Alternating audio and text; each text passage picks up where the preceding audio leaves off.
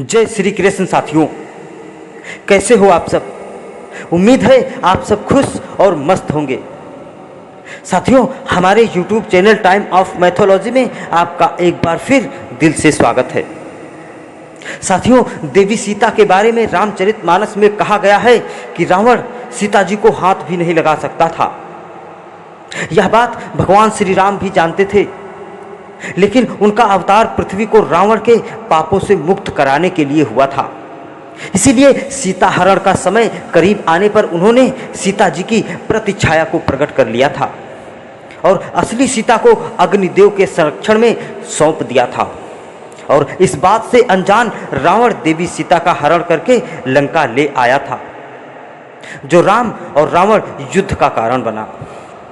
एक कथा के अनुसार माना जाता है कि रण क्षेत्र में वानर सेना तथा राम लक्ष्मण में भय और निराशा फैलाने के लिए रावण के पुत्र मेघनाथ ने अपनी शक्ति से एक मायावी सीता की रचना की, जो देखने में सीता की भांति ही नजर आ रही थी। मेघनाथ ने उस मायावी सीता को अपने रथ के सामने बैठाकर रण क्षेत्र में घुमाना प्रारंभ किया। वानरों ने उसे असली सीता समझकर युद्ध बंद कर दिया।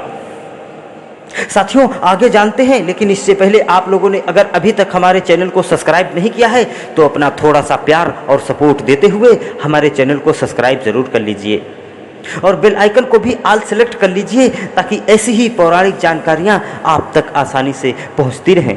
धन्यवाद। साथियों, कहा जाता है बाद में मेघनाथ ने उस मायावी सीता के बालों को पकड़कर खींचना शुरू कर दिया तथा सभी के सामने उसने उसके दो टुकड़े कर दिए। कुछ जगह पर उसका सिर काटने का भी उल्लेख मिलता है। यह दृश्य देखकर वानर सेना में निराशा फैल गई।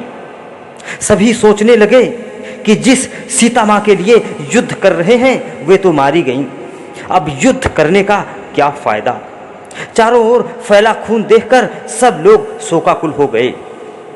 माता सीता को मरा जानकर हनुमान की आज्ञा से वानरों ने युद्ध करना बंद कर दिया। इसी बीच मेघनाथ निकुंबला देवी के स्थान पर जाकर हवन करने लगा। इस हवन से उसमें और भी बहुत सारी शक्तियां आने वाली थीं। उधर कहते हैं कि जब यह समाचार श्री राम ने सुना तो वे अचेत हो गए और लक्ष्मण भी क्रुद्ध हो गए, लेकिन विभीषण ने सभी को अनेक प्रकार से समझाया तथा विभीषण ने कहा कि रावण कभी भी सीता को मारने की आज्ञा नहीं दे सकता है, क्योंकि सीता के प्रति उसका बहुत ही स्नेह है। अतः यह निश्चय ही मेघनाथ की माया का प्रदर्शन है। आप निश्चिंत रहिए। फिर विभीषण ने लक्ष्मण और श्री राम को मेघनाथ की मायावी शक्ति के साथ यह भी बताया कि ब्रह्मदेव ने उसे अनेक प्रकार के वरदान देते हुए यह भी कहा था कि यदि तुम्हारा कोई शत्रु निकुंभला देवी के स्थान पर आकर तुम्हारे यज्ञ समाप्त होने से पहले युद्ध करेगा तो तुम मारे जा सकते हो। विभीषण ने बताया कि यही वक्त है मेघनाथ को मार डालने का। यह सुनकर ससैन्य लक्ष्मण जी मेघनाथ के रण स्थल पर पहुंच गए। जब मेघनाथ आया तो दोनों में युद्ध छिड़ गया। भयंकर युद्ध के बाद लक्ष्मण ने उसके घोड़े और सारथी को मार डाला। मेघनाथ लंकापुरी वापस आ गया तथा दूसरा रथ लेकर फिर युद्ध कामना के साथ मैदान में लौटा। दोनों का युद्ध पुनः आरंभ हुआ। युद्ध बहुत भयंकर हुआ और अंत में लक्ष्मण के हाथों मेघनाथ का वध हो गया। वहीं बाल रामायण कि एक अन्य कथा के अनुसार जब भगवान श्री राम ने सेतु बंध बनाकर युद्ध की सभी तैयारियां पूर्ण कर लीं, तब रावण ने अपनी माया से एक समय सीता के सिर को श्री राम एवं हनुमान के सामने देखते देखते ही काट कर फेंक दिया। यह देखकर श्री राम विभीषण को धिक्कारने लगे कि मेरा समुद्र को लांघना, उस पर पुल बंधवाना निरर्थक हो गया।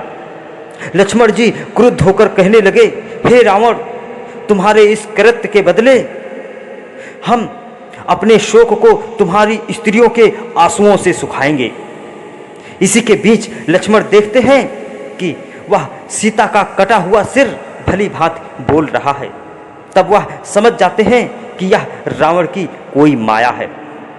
तो इस प्रकार मेघनाथ और रावण ने अपनी माया का प्रदर्शन करते हुए भगवान श्री राम को युद्ध में पराजित करना चाहा, लेकिन विधि के विधान को कौन टाल सकता है।